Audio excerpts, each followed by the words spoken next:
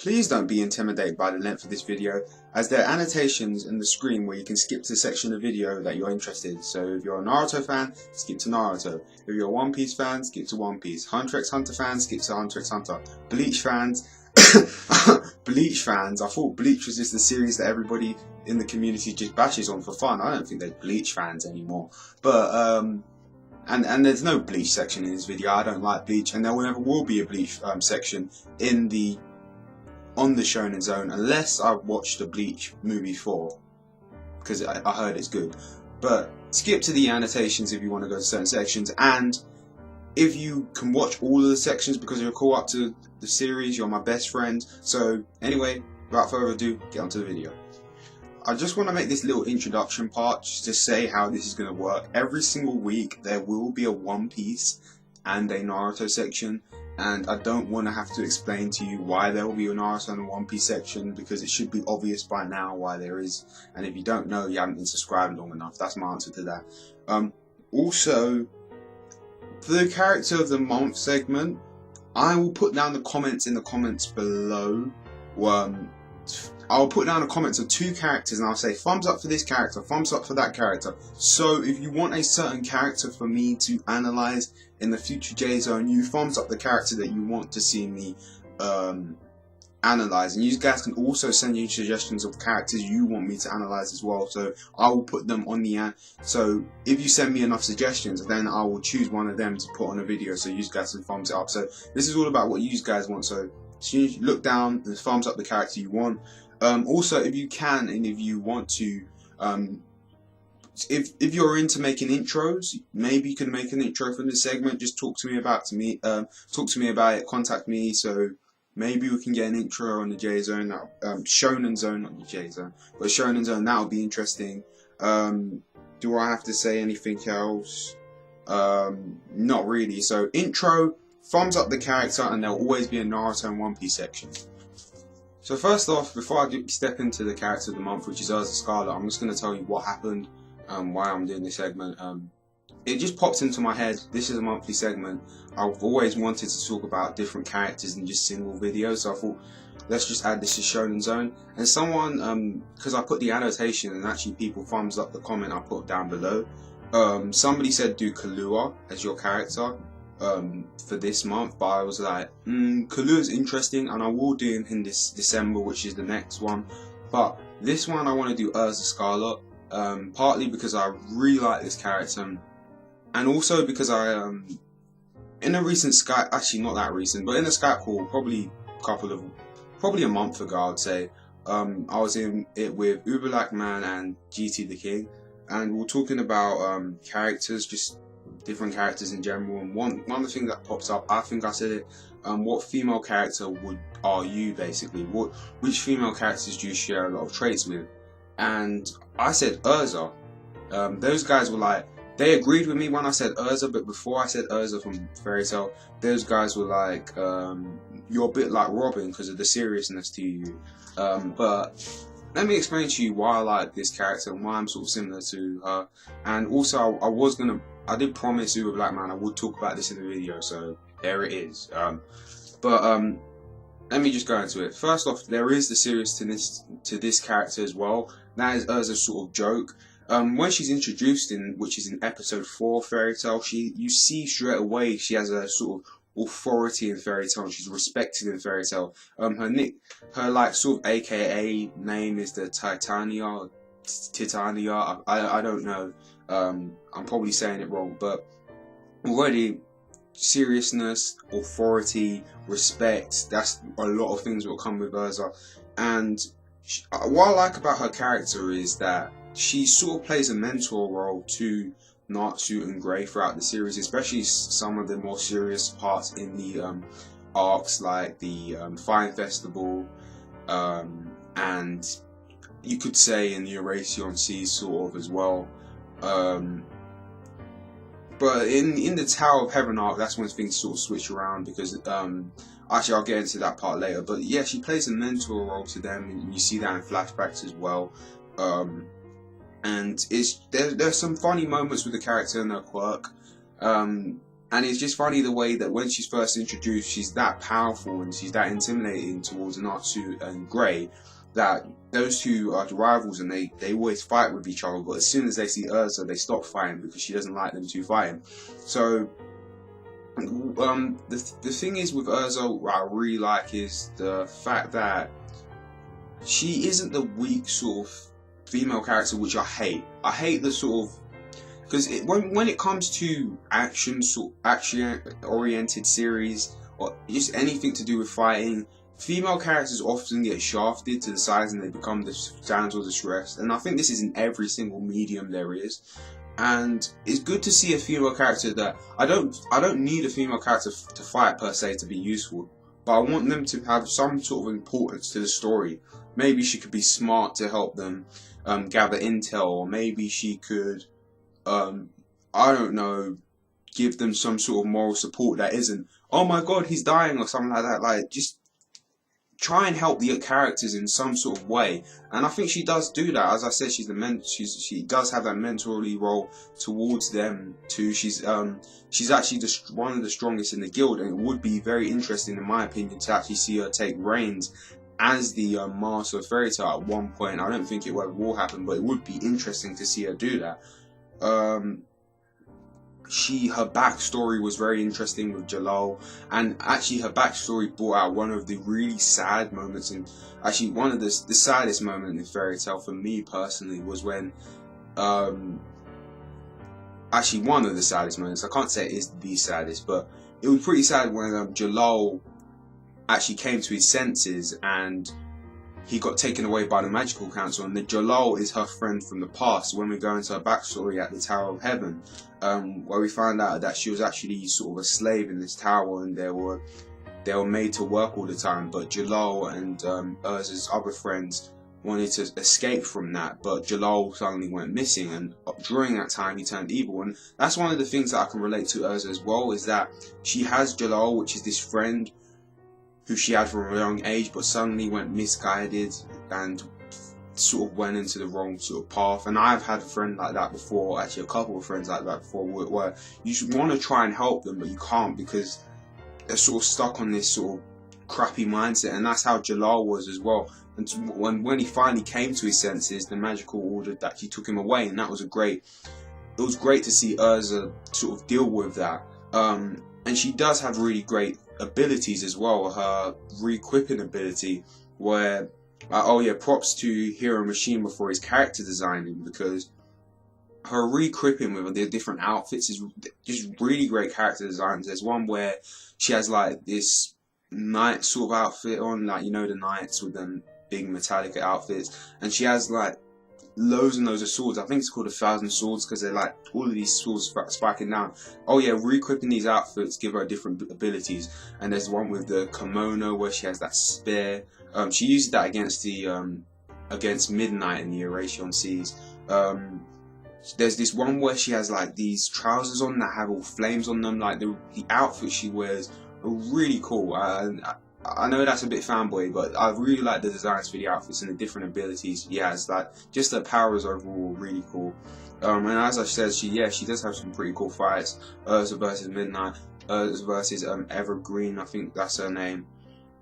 And just the sense of character development she brings to the series, the sense of more seriousness she brings to the series, the way she has an impact on all of the people around her, and the fact that she's respected, and the fact that she isn't sort of the typical girly girl. It is really interesting to see her sort of sometimes come out of her shell and not act serious, in times when she actually does act more girly, which was those parts in Fairy Tail are pretty interesting to me as well. Seeing in anime and manga general, when you see a character sort of step out of their comfort zone, and we've seen that a few times with Erza, which I thought was interesting.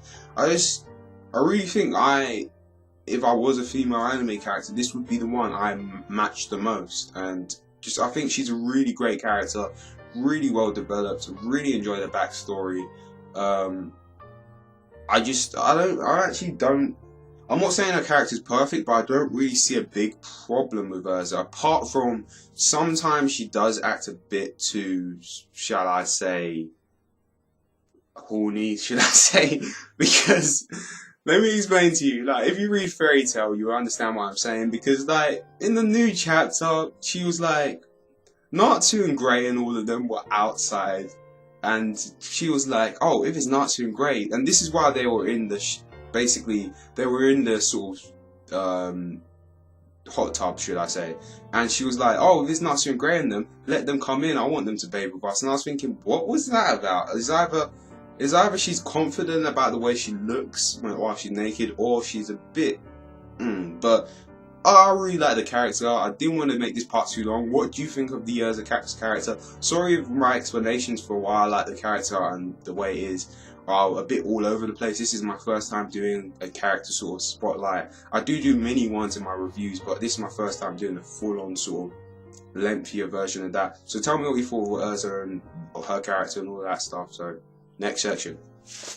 This next part will be a discussion, and this discussion was inspired a bit by Zipblock and Sly Cooper's videos on why they like heroes, and those videos were actually responses towards my video which I made, my problems with mainstream comics. So they made responses on why they like comics and superheroes, and Zipblock's video, especially when he was talking about what characters have done for him and why he likes them, sort of made me think I should do a mini discussion on 6 qualities I want in a main character for should I say shonen. And these are the examples I give for characters will be an ongoing series. So if you don't mention me, if I don't talk about Kenshin Himura, or if I don't talk about Yusuke, those series are finished. It's finished. So I won't be talking about series where it's finished. So I won't be talking about Yo from Shaman King or Goku. I'm going to be talking about characters just from ongoing series, and these are the qualities I like in my main characters. And I'm going to make 6 main characters, and it will be interesting to see what qualities you guys like in your main characters as well. But these are my what I like and the characters that I should say support this sort of trait. The first one I put down was inspiring. I really like a main character that can sort of inspire me, and Zipblock mentioned this in his superhero video, and the character I'm going to use as an example is Naruto. Now I know some people are going to go, "Oh, it's gay Naruto, I don't like Naruto, he's gay," and all this stuff, but I think Naruto truly is an inspiring character, because from the start, this was a kid who never actually felt the warmth of a family truly, and everybody around him looked down on him, didn't think he could amount to nothing. Imagine that every single day of your life, walking around, people didn't think you could amount to anything, but still, instead of taking out his hate on people, instead of lashing out and acting like the demon they thought he was, he instead worked hard and trained, and he is a bit of a stupid main character, but that's one of the things I like about Naruto. He's humanized. He isn't the super strong guy straight off the gate, and he actually trains and works hard, and he actually rises to the top, and that's just really inspiring about this character. Some of the speeches he makes, like the speech to Neji about the destiny stuff, that was really cool as well. I'm not saying Naruto's completely like he's Martin Luther King, but I'm saying like some of the stuff he's done, very inspirational to me. Just the way he pushes on forward, and it makes you want to push on forward and just strive for your dreams as well. And he's not the only character that's done this for me, I'm saying, but I'm just using Naruto as one example. Really inspiring character. The next one I'm going to say I want in my main character, I want fearlessness. And the greatest example of fearlessness has to be my boy Monkey D. Luffy. Just, do I have to explain to you why Monkey D. Luffy is a fearless main character? The only time I've seen him want to run away was when it involved his friends at Shabandi, and that was a smart move. That was good, because I like to see that, because Luffy was using his brain there saying, "We can't win this fight, let's retreat." But apart from that, this dude is absolutely fearless.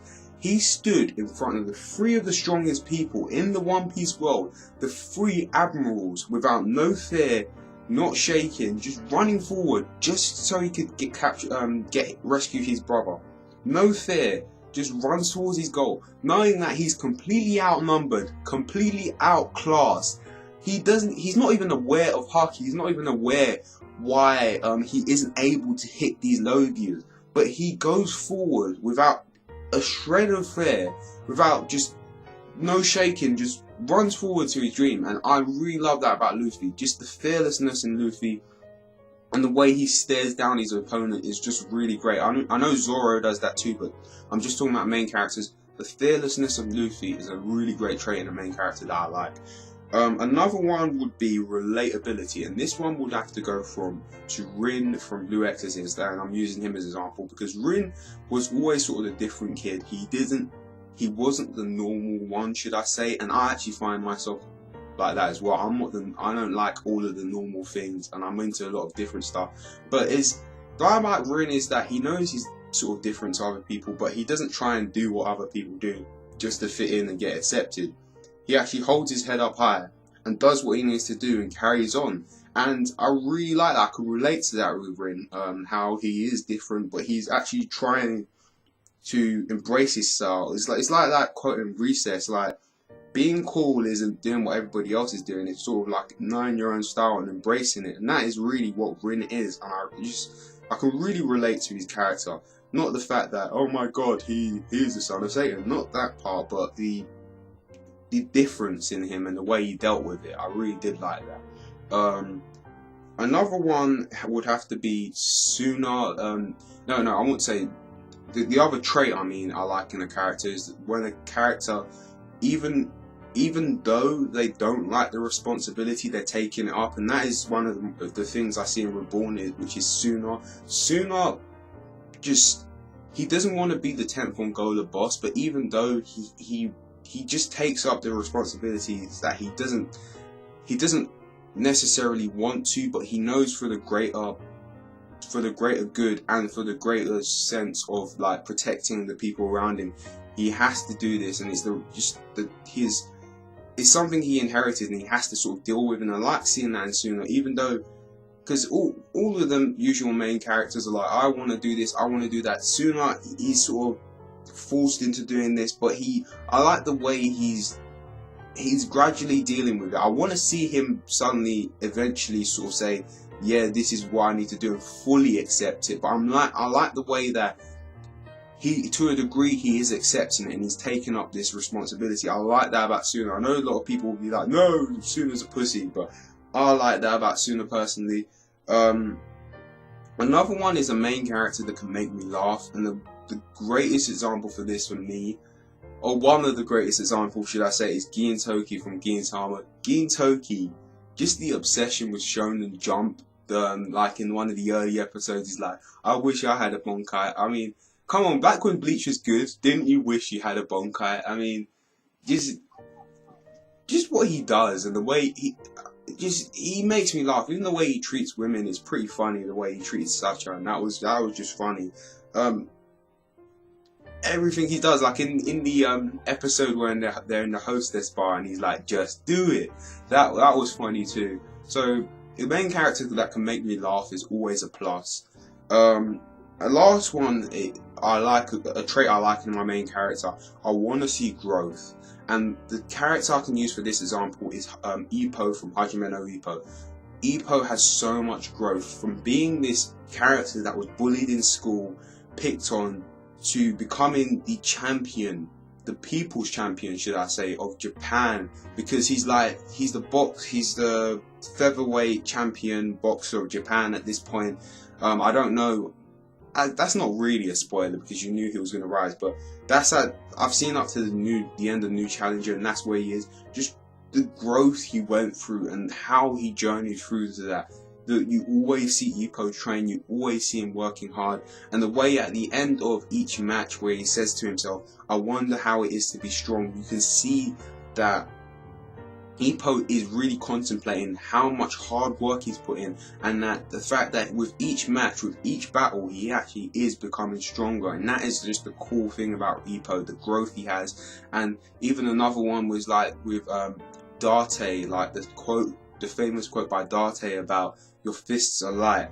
Like, that was a really great growth for Ippo as well, because he realized when you beat someone in a boxing match, and you become the champion's fists are heavy, because not only do they have the not only do they have the burden of their own dreams and their own goals that they are fighting for, they actually have the burdens of the people that they've beaten, because when someone beats you in a boxing match, the best thing for them to know is that there's only one person that's beating them out there, so they have to rise to the ranks to beat that one person that beat them. But once the champion loses, that makes another person that they're weaker than, and it piles on up. So it was like a really good sort of analogy, like your fists are light, and that was a really great development for Ippo when he finally learnt that and what happened to Ippo. I'm not going to go into spoilers, but great growth for that character. So those are the things I like in my main character. I like inspiration, I like them being fearless, I like growth, I like when they make me laugh, I like it when they take up responsibility, and I like it when they're relatable. What traits do you like from a character, and which characters have these traits that I mentioned, or do you have any traits that you like? On to the next section. Okay, One Piece. Now, One Piece, we are currently we're finishing up Fishman Island, but I'm not going to talk about the recent chapters. In this one, I'm going to talk about the next Straw Hat, who you think is going to be, what the two people who it probably could be at this point, and just what are my overall thoughts on the next Straw Hat. Let me just say the two candidates at the moment who are best suited to be the next Straw Hat are Jinbei and Shirahoshi. Both characters which I feel personally I don't think should join the crew. And let me give you my opinions why. I hate to be negative about One Piece because I love the series, but this is a part I don't really like at the moment. The people who are Oda is sort of hinting towards joining. Jinbei and Shirahoshi. Okay, Shirahoshi, first off, she's featured in an arc I'm not the biggest fan of, in an arc where I don't care about a lot of the characters introduced, and she's one of the characters I don't care about, and I just don't want to see her join because I don't care about the character. That is all I really need to say. I don't care about her or her issues or why she's there. She's just going to be, to me, it's going to be like a waste of space on the Straw Hat crew. But for Jinbei, I've got a less sort of biased reason. Jinbei, my reasoning for Jinbei is a really solid reason. Actually, I've got loads of reasons why Jinbei shouldn't join that boat, and why this arc should be titled Jinbei Don't Get on That Boat, because I think that should be the tagline of Fishman Island. Jinbei don't get on that boat, because Jinbei shouldn't join. Let me give you the reasons. One, I think he has a duty in Fishman Island that he has to. I mean, so much trouble has happened in Fishman Island since Luffy's joined, and all of this corruption they've seen, and the way like Hody has this sort of racist nature to them. I think it's sort of Jinbei's duty to take up the reins in Fisherman Islands and help sort out what's gone on in there. And that's one reason. Two, another reason is that each one of these Straw Hats has a goal and has something they're heading towards, which is the reason why they're going on with Luffy, not just to help him as pirate, to be Pirate King, but to realize their goal. What is Jinbei's goal? Okay, you could say that Jinbei's goal is to protect Luffy because Ace said to him to protect Luffy, but I don't think that's enough for him to join the crew. I think his responsibility back home in Fishman Island is bigger than him wanting to protect Luffy. That's my opinion. Another one is, what would Jinbei do? I mean, what does he bring to the table? I mean, yeah, he's experienced in fighting combat, but you could get another character that's experienced with sort of fighting. And I mean, some people are saying he should be the helmsman, but is that big of a deal that Jinbei needs to join? The fact that he could be a helmsman, he needs to join the crew. I don't think that's that big of a deal, honestly. But and each one of the Straw Hats sort of has a really, I mean, I don't know. I don't think he fits in. The fact that he's established and he's strong is a good point, because at this point we don't want someone who's weak to join the Straw Hats because they've gone through training and they've gotten stronger. So having Jinbei, a guy who's really strong, is a good thing. But Jinbei's already established. It's like the Straw Hats had to sort of work to get their established sort of the established sort of reputation they have for being these outlaws. But Jinbei, he's already established. So it's like one of those things. The Straw Hats have this sort of label as them being the misfit sort of pirates, because they are very weird sort of pirates, and Jinbei, I don't think he fits. I'm not sure if Jinbei fits into that, honestly. But what are your thoughts on this? Who do you think should be the next Straw Hat? Shirahoshi, don't get on that boat. Jinbei, don't get on that boat. Do you want either of these people to join? Honestly, like, the person I want to join the Straw Hat crew the most at this moment will probably be Margaret. You know, the one from Amazon Lily. I'd really like her to join. I think that would have been interesting, but that's just my thoughts personally. But what are your thoughts? Who would you like to join at the moment? Do you like any of the people that could join Jinbei or Shirahoshi, or do you hate them? I don't hate Jinbei, by the way. I think he's a great character. I just don't think he fits in with the Straw Hats. But yeah, tell me what you think. Okay, Naruto War. Recent goings-ons. I'm liking what's going on with the war right now. I'm liking the recent chapters, but this is my problem that I've just got to address. I would have liked to see some of the other characters fight, like Lee and Neji, especially. But I don't think we're going to see that anymore, which is a big disappointment. Kishimoto, I would have liked to see them, but we still don't know. It's not the end of the war, but I hope they do, but I don't think it's going to happen. But what he's given to us, the chapters he's given to us recently, I've really enjoyed. The Kages versus Madara, obviously, is really cool seeing what they're doing. The Mizukage, you know, Lava, yay, awesome.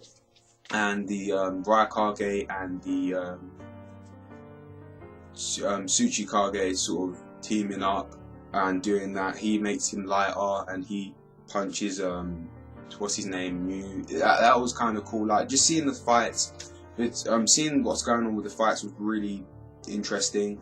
And I think Madara's toying with them, honestly. I don't think he's showing them their full potential. Like, do you guys think the Kages can take out Madara? Because honestly, I'm not sure if they can. What I want to see happen, I want to see them injure him, but I'm not sure about them taking him out fully. Like, it depends on the way he does it, but right now I really don't know what Kishimoto should do, whether he should have them take him out or whether they shouldn't. But at the moment, I think he's toying with them. He hasn't showed them what he can fully do. So just seeing the Kages, you know, battle it out, it was cool while we saw it. But we've switched over to Naruto and Killer Bee and seeing what they're doing. Obviously the recent chapter came out today, and it's interesting because Madara, just seeing more of him, it was really Madara is a really he really brought out a lot of his character, should I say, because he's like, I am no one. And they were like, who are you? I want to rip off your mask. I am no one. I don't want to be anyone. I just want to achieve my goal. And then he's like, if you want to see what's underneath my mask, you're gonna have to work for it. And that manga readers, he's sharp for saying that for too many times. But I mean, you see more of Madara. It was really interesting seeing more of how his character, and I really don't know who he is anymore. And just him saying I am no one was pretty funny. Probably for the wrong reasons, but in this recent chapter we seen that the Jinchurikis, they sort of can do what Pain did, where each one of them sort of shares vision through the Rinnegan, so they have a really good sight of vision, so it's going to be hard to sort of get through their combination attacks because they can synchronize really easily through their vision. And there was obviously that pervy moment with Killer Bee, and he was like, I think it's called, I forgot what it is, the thing that Pain has. The chakra receiver, yeah, the chakra receiver was actually on one of the, I think it was the Four Tails, it's on the Four Tails' breasts, and it's a pervy moment with Killer Bee's like, I was looking at her chest and I saw the chakra receiver there. And, okay, let me just address this one thing. Okay, him perving over a zombie is a bit weird, but I heard, I saw Jurashare make this comment, and he was like, oh, that's a bit, I know Jurashare, you're joking, but you're like, that's a bit of gay of Naruto. You should have said something about that woman's breast. I know it's a war and everything, but it's a woman's breast. But at the same time, Jurashare, you need to remember, that was a freaking zombie. That was a zombie. I don't think the main character should be worrying about perving over a zombie while there is a war, and it is a zombie itself. But anyway, I like the chapters. I like what's going on. I'm hoping that Kishimoto does not make the person behind the mask a really obvious person, because just surprise me. I want to be surprised about who's underneath the mask. Just throw us outside of the loop. We really want to be surprised with who is underneath this mask, because right now I just really want to know who's outside the mask, because I've seen so many videos of people saying, is this person, is this person. I want to just know at this point. The Fire Residual is cool. I don't really know what else much to say. It's just, I'm liking what's going on, and it would be interesting to see the other characters fight. That's all. That's my stance on the whole thing. Reborn section. This is going to be a quick one. Some people want me to talk about Reborn, so here it is. I'm going to do my top 3 openings for Hitman Reborn, and these ones won't be in order. These are just the 3 openings I like the most out of the Hitman Reborn anime. The first one I'm going to say is opening 2, Boys and Girls. I just really like the animation in Boys and Girls, obviously hinting towards the Varia arc, and the song is really cool. I mean, boys and girls be ambitious, boys and girls. I think the song's really catchy, and it really shows you some of the the fights in the Varia arc, like Goku Dera's fight. I like the animation, I'll put it that way. Another one I really liked was opening 8, Listen to the Stereo, because Listen to the Stereo, in terms of animation, there's so many things flying all over the place, because obviously it's a future final battle, and come on, listen to the stereo tonight, tonight, tonight. You gotta love that. You gotta love that song. Really catchy song, and just really great animation in general, and especially the part at the end where you see all of the Guardians with the Primo's Vongola Primo's Guardians. So you see them side by side. So Suna with Primo, Goku Dera with G, Yamamoto with Ashiguri something. I forgot his full name, but you see them with the Guardians from Primo's family. So that was really interesting. And my favourite opening of all, like opening 2 and 8 are sort of tied at second, but my favourite opening of all of the Reborn anime has got to be opening 7, Funny Sunny Day. This is just a great song. Funny Day, Happy Fate. Like, it's just a great song to sing to, and just the lyrics are crazy. And it was just so awesome seeing it the first time, because it's like the Mafia acting like hero. The way they were, it was just like seeing the sort of Saturday morning cartoon sort of hero sort of thing, because the way they were flying everywhere, it was just badass the way they did it. And obviously you see Suna's going in, and then the part when they say it's like when the song goes, it's just a joke, and then you see Suna like pull out his cape. That was cool. Suna was going in, Yamamoto as well, Goku Dera. Like, that opening just got me really hyped for the Choice arc, and the Choice arc is probably my favourite arc in all of Hitman Reborn from what I've seen, because there's not really too many big flaws with this Choice arc, honestly. But so, like, those are the 3 openings I like the most from Hitman Reborn anime. Tell me your 3 favourites. I know loads of people love Listen to the Stereo and Funny Sunny Day, and loads of people actually love opening 2, so I actually went with the popular choices, I think, anyway. But I've got to say again, opening 1, underrated. It is very underrated. But what are your choices? Okay, and now we're going on to Blue Exorcist anime filler discussion. Blue Exorcist is a series I really like. I'm actually going to buy more of the manga, because I just have 2 volumes at the moment, and volume 1 and 2. I actually want to buy more of it, because I really did. I liked the anime. I liked the first half a bit more than the second half. I would say that much, because the second half was filler, and that's what I want to discuss, the filler. The filler, to me, the one-shot episodes of the filler were just on point. Like the one where it was Izumo's birthday. That was such a funny episode, great episode. One of the best filler episodes I've seen in anime, honestly. I really enjoyed that episode. It was exciting. And Blue Exorcist, I'm not gonna lie, if it has like more slice of life sort of chapters to it in the manga, I would really enjoy that, because it was cool.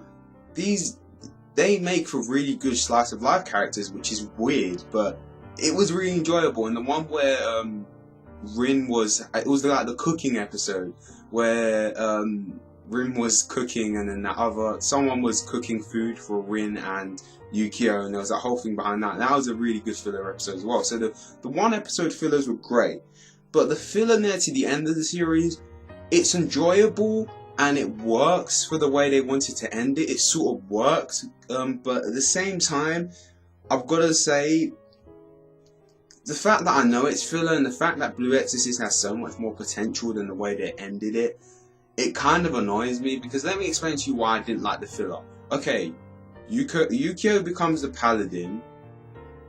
Really? What's so great about Yukio to make him a paladin? I'm not saying he's weak, but I reckon Shura could take him out. So why isn't Shura the paladin instead? Why Yukio? I know they explain that, but see, this is what I'm trying to say. It's still stupid. At the same time, Yukio becoming the paladin. What was the other thing? They face. I mean, what? Why they face Satan? But the thing about that was stupid. Why is it Bon and the guy with the glasses, Konekamaru, I think his name is. Why is it them guys are coming up with the plans to defeat him? These guys are meant to be esquires. They're meant to be like low rank. I know even though they're low rank, they can be smart and come up with ideas. But why is it they were coming up with the big plans to take down the Exorcist's biggest enemy? Why is it that they were so important? Why didn't we see other Exorcist characters, like more of the senseis, come up with plans? It seemed like a stupid way to the end of the series, because Blue Exorcist has it. I think it has such a wider scale than the way they ended it. I think there's so many more characters we haven't seen and they haven't introduced, and there's so much more to the world. Is that they just tried to end it way too quickly. And I know that there's probably not going to be a second season, but they're doing a movie. But it seems really convoluted. Oh, all of a sudden, out of nowhere, we have this weapon that can destroy things. Like, where did that come from? That was out of nowhere. And oh, you have a grandfather, and your grandfather wasn't there, but now he suddenly shows up. Like, that was weird. Rin's mum and her sort of thing. She's a stupid woman. She's a really stupid woman. I know. I think from what Jason told me that she actually doesn't act like that in the manga. She actually has a different mindset in the manga, but in the anime they made it into filler. But in Rin's mom, I think her name's Yuri. Yuri in the anime, she's stupid. She is stupid. Like, her whole thing, we should unite and make the humans and the demons together. So you're agreeing with Satan? Why? That was stupid. Except no, the Blue Exorcist anime theater, it was enjoyable. It was for the way they wanted to end it. For the way they wanted to end Blue Exorcist, I could see why they did it, but it was still stupid. I mean, if this was a couple of years ago, I would have been alright with it, because I weren't as intelligent as I was now. I reckon if I went back to watch the original Fullmetal Alchemist, I would find a few more plot holes with the way they did the filler. But I think the original Fullmetal Alchemist, the filler for that was still good. That's like this filler for Blue Exorcist. It's still, for what it is, it's still good. But it's still convoluted. Like, Yukio being the paladin, like, I don't know, that's all I really need to say. It was convoluted, but I still enjoyed the Blue Exorcist anime. Really great. The one-shot filler episodes were amazing, and I really did enjoy them.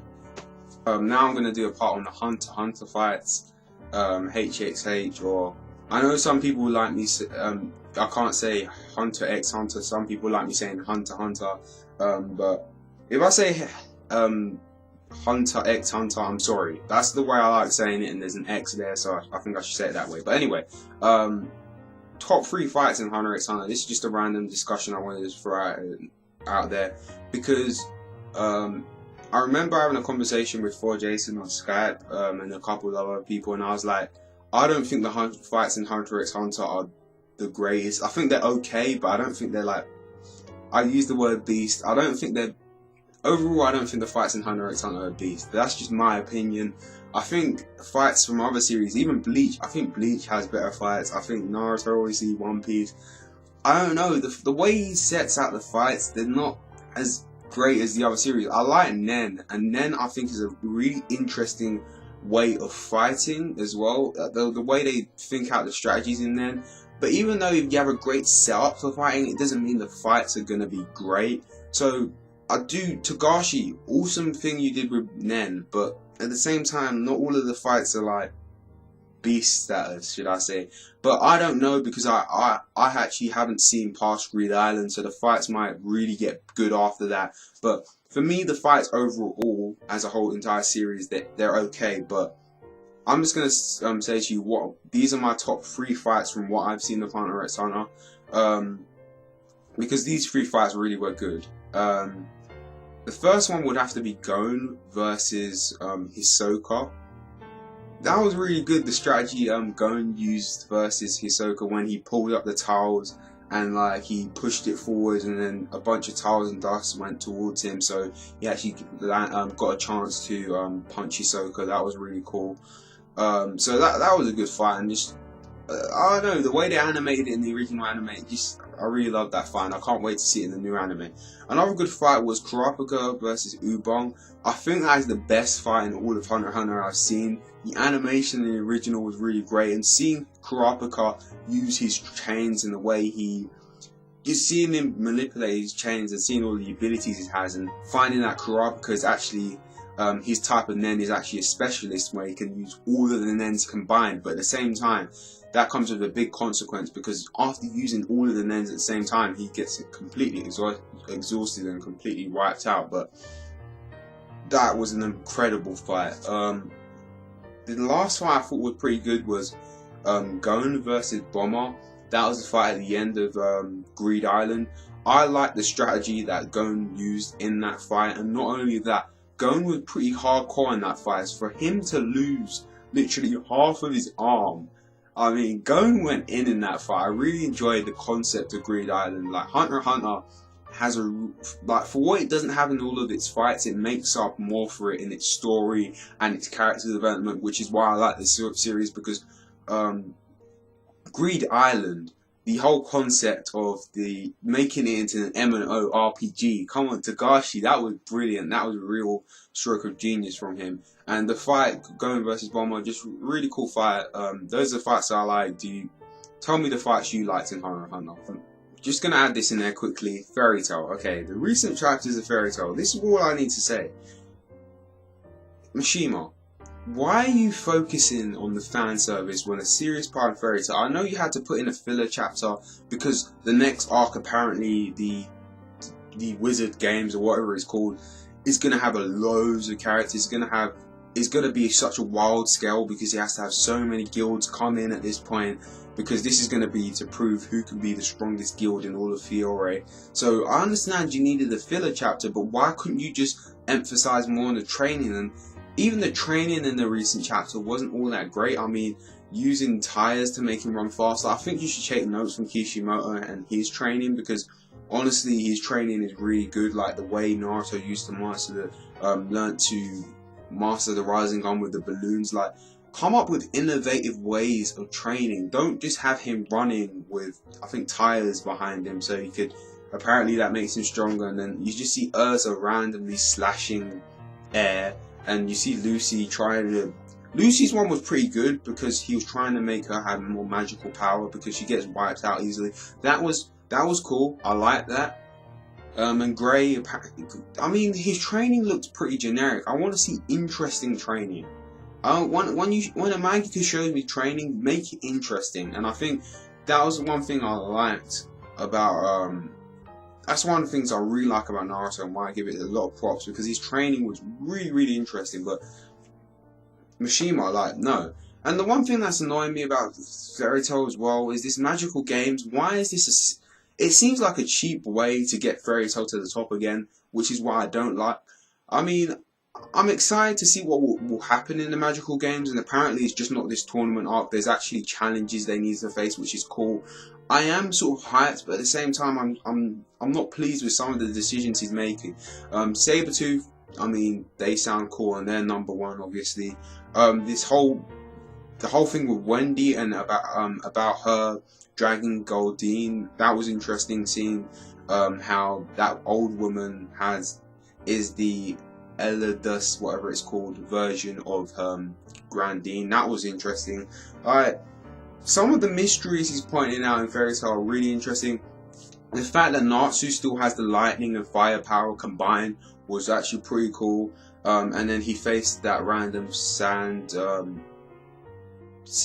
mage and he lost to him. That sand mage, he's not even an important character, and Natsu to lose to him, that's showing how weak the top tier members of Fairy Tail are in this current world. That was good. But at the same time, I still don't agree with some of your decisions, and having a completely fan service chapter was not. It wasn't good. You make better training, Hiroshima. Anyway, this has been J-Man Seductions on the J-Zone with Shonen Zone November. Sorry if this was really long. There's a lot of topics I had to go over in this Shonen Zone. If you watched the entire video, tell me about them below. Just comment and all that stuff. Sorry for wasting a lot of your time, but anyway, J-Man Selections on the J-Zone. Live and learn, good luck and God bless. Next month will be the Shonen Zone Christmas special, December, and I will be doing Kahlua Character of the Month, so look forward to that. See you guys later.